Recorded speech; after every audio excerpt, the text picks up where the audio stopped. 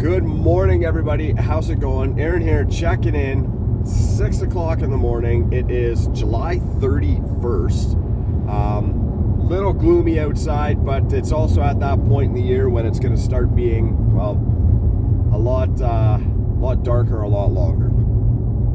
Which means I'm going to have to figure out my lighting here in my office again, which was not very much fun last year. On my way to the gym. This is the day after my Bod Pod experience, which was super cool. It was very interesting to do the scan. I drove for almost 4 hours, 2 hours one way, 2 hours the other. It was hour 45 minutes, so 3.5 hours, I guess. To spend less than 5 minutes in the pod, 5 minutes going over the results with the registered dietitian, and then about 40 minutes catching up with a good dear friend of mine that I haven't seen in 20 years. Jennifer Brocksterman, registered dietitian, the owner of Nutrition RX, which was super awesome just to catch up and chat, get some advice from her, as you know, for business as well as my cut. So this is day 3 of my 15-week cut. 101 days to go, if I'm not mistaken. I have it written down in my journal. I'd have to take a look. Obviously, with the amount of other numbers and stuff that go through my head every day, I'm not remembering that. I'm pretty sure it's 101. With that being said, results for the Bod Pod were not what I was hoping, but what I expected. If you did catch my video yesterday, I touched on it quite a bit. But to break it down for you guys, weight-wise, my scale is accurate. So anybody, again, that follows knows that I've been fighting with my damn scale for the last several months, not knowing if it is an actual, you know, if it's the actual number. But it was. It is accurate within a pound. So that is super reassuring in that aspect. I was worried that I was gonna, you know, step on their scale and be over 200 pounds, and I've worked very hard to not be over 200 pounds. And it's not so much about the weight for me either, but it's about getting lean, and I know at that 200 pounds, I'm not lean. Also knowing now what I know and being on the scale and everything, and getting this composition, there's a good chance that I was heavier than 275 at my heaviest. And I'm not even sure, because I never weighed myself. I weighed myself after almost a year of doing DDPY, and that put me at, you know, that 256 mark. That's what I started the Positively Unstoppable Challenge at. As far as body fat percentage, this is where I got disappointed, but not discouraged like some people do.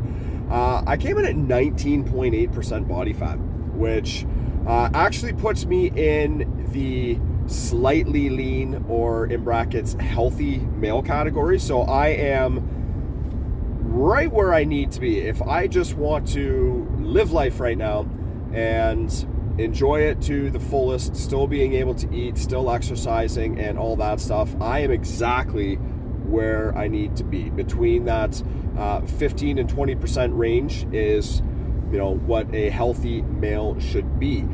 With females, keep this in mind, it is a 10% difference. So you're looking at 25% to 30% body fat is what is considered healthy. Well, obviously, as I'm a competitive bodybuilder, aspiring, I'm not very good. I'm working on that though, is to get ultra lean, which will put me in that, 9% and under range, 8% really. So that is the goal. That's what I'm shooting for. So I spoke with Jen yesterday to see what I needed to do. I said, the goal is 9%. I want to lose 10% body fat in 15 weeks. and it's doable. So she asked me a few questions, ran through my numbers. I gave her my calorie deficit. I gave her, what my resting metabolic rate and everything is, what my active metabolic rate. This is all the calculations I had. She goes, well, as it turns out, as we do this test, here's actually your results and what these numbers actually are. I was like bang on within 100 calories. So my calculations actually worked out for me. They don't necessarily work out for everybody. You have to keep this in mind. You have to be very honest with yourself when it comes to that. How active really are you? How much work are you putting in? There's so much to it. And luckily, again, my numbers were pretty bang on. Essentially, I took my weight. This is how I started. Took my weight and multiplied it by 14 to get my maintenance level. Then I took my weight and multiplied it by 12 to get my low end, which ended up being 1,886 or something, so 1,900, which is what I set myself at.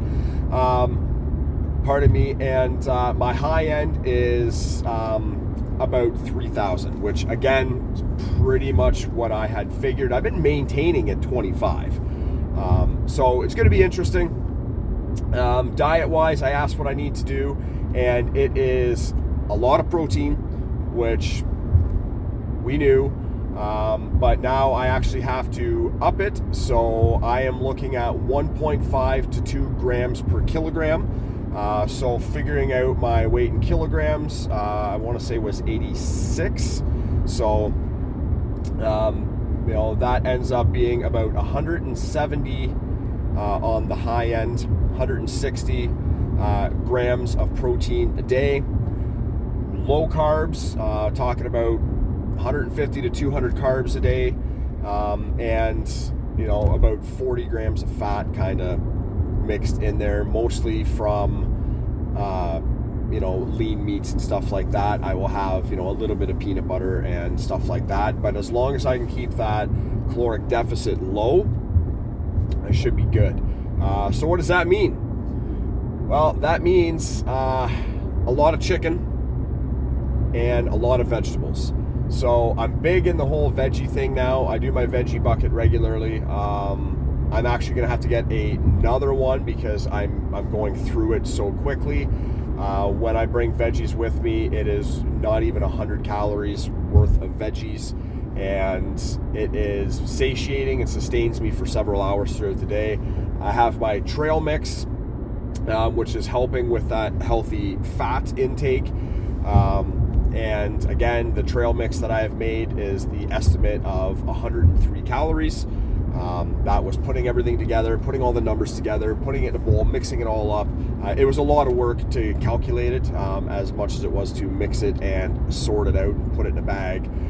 There was a lot going on there, but that is okay. A couple apples a day, which again, I love apples now, delicious. And a whole lot of this. Protein powder is going to be my saving grace. Liquid diet is not recommended, mainly because you don't stay satiated long enough. So satiated meaning full. Generally, when you are drinking liquid protein or doing one of these juicing diets and stuff like that,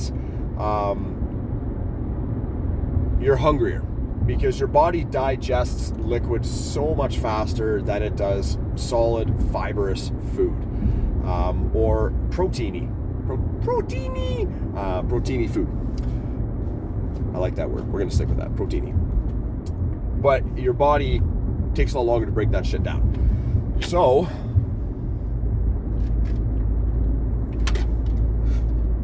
something like this will go through you fairly quick.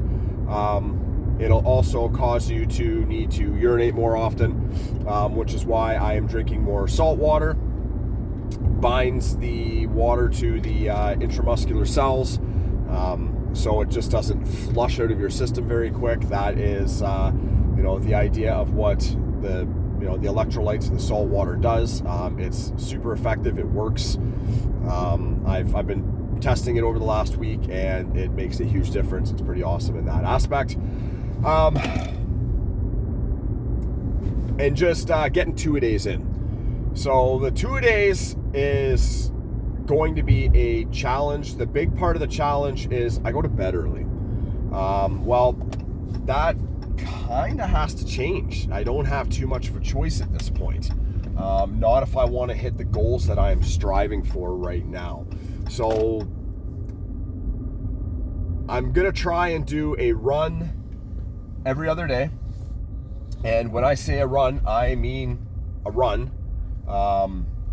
Like legitimately a run. Pardon me, pulling into the parking space here at the gym. Doing a 5K every other day. I've got a route. I will, weather permitting, be running it. They're calling for severe thunderstorms and stuff today. So today might be a bike / elliptical. Either way, it has to be half hour of strenuous activity. So going fairly hard with that. And then I follow that up with some DDPY. So I am now, I've done it 2 days in a row. So today will hopefully be day 3.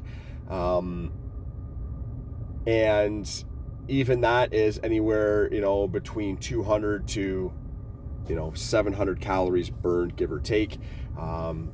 Depending on how strenuous the exercise is. It's working on my flexibility, my pain as well, because I'm having some lower back and some hip issues. So what better way to fix that than to, do what I started doing to fix it in the first place. And it's working. I'm burning the calories, and then I'm throwing a little bit of resistance training in there with that. So last night I did some kettlebell work after I did one of the exercises. And then, tonight will be a bit of dumbbell work. So I've got everything planned out, and I'm looking forward to it. The goal is 2 pounds a week. So I have 38 pounds of fat to lose, which was pretty astounding to see that. Lean mass was 155, so I have 155 pounds of muscle, so that's good. I just need to get down. That means that realistically, I can get down to that 170, 168 mark.